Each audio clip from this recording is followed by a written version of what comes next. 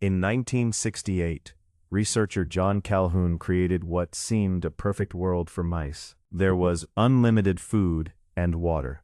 The temperature stayed comfortable, the enclosure was safe, and there were no predators. The mice no longer had to struggle to survive. If comfort and plenty were enough to create a successful society, the experiment should have worked perfectly.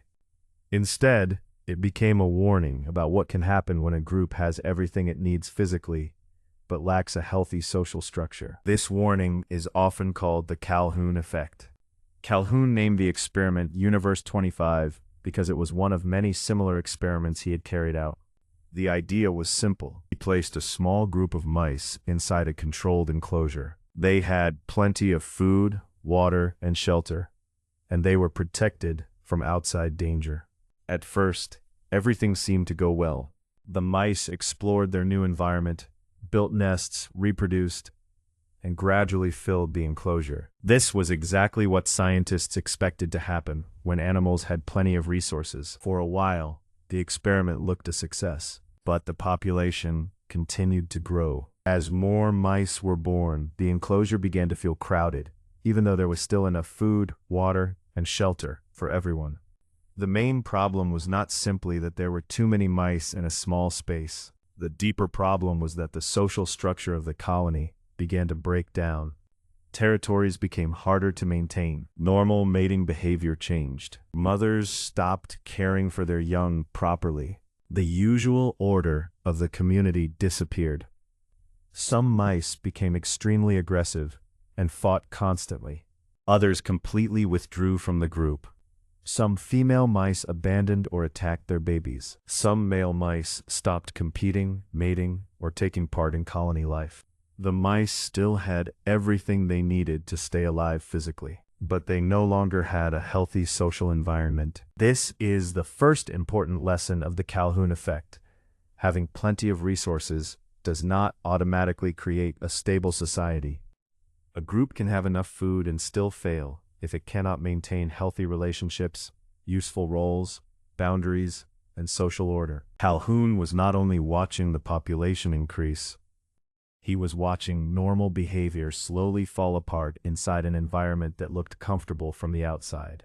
This is why the term behavioral sink is often a behavioral sink happens when crowding, stress, and unhealthy social contact become so severe that normal behavior begins to disappear. Instead of helping the group function, the environment starts damaging the behaviors that hold the group together.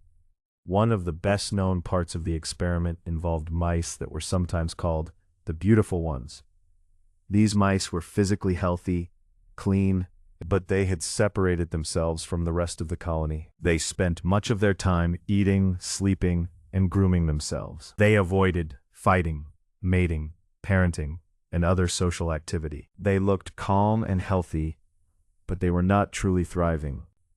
They were surviving in isolation while the society around them was falling apart. This part of the experiment is especially disturbing because it shows that an individual can look perfectly fine while their social world is collapsing. Eventually, the entire colony began to fail. Fewer babies were born. Mothers stopped caring for their young. More young mice died. Normal social behavior was no longer being passed to the next generation. Even though food, water, and shelter were still available, the mice did not collapse because they ran out of physical resources. They collapsed because the social system that made life workable had already broken down. This is important because people often explain the Calhoun effect as a simple warning about overpopulation. That explanation is too simple. The experiment was not only about putting too many animals in one place. It was also about what can happen when an environment removes the struggle for survival, but does not provide healthy roles, meaningful challenges, boundaries, and social connection. A place can be comfortable and still become unhealthy. This can happen when people or animals have no useful role, no clear limits, no sense of purpose, and no way to restore order when problems begin.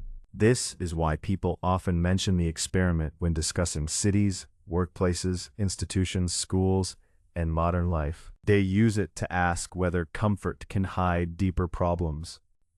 They ask whether a society that looks wealthy is actually healthy. They ask whether losing purpose and connection can be just as dangerous as However, we should be careful when comparing mice directly with humans. Human beings are more flexible than mice. We can think about our behavior, change our rules, build new institutions, and deliberately repair damaged communities.